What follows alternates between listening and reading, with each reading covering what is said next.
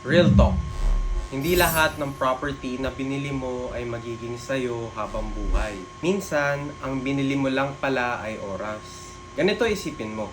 Imagine, nagtanim ka ng puno ng mangga. Tapos, diniligan mo, pinapalitan mo lagi yung lupa. Basically, inalagaan mo ng dekada.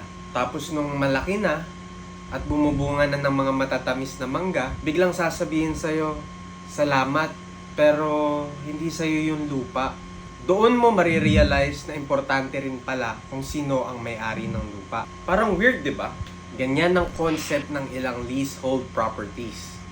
Maganda ang unit, maganda ang location, pero ang catch, may expiration date ang ownership rights. On the other hand, may perpetual ownership na tinatawag.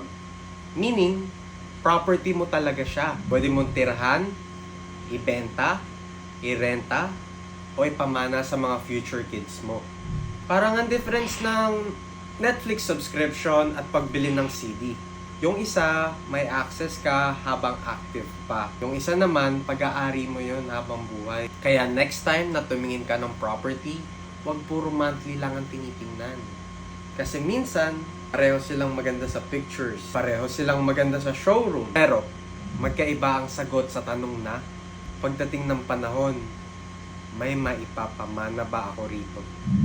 Sa real estate, hindi lang location ang importante.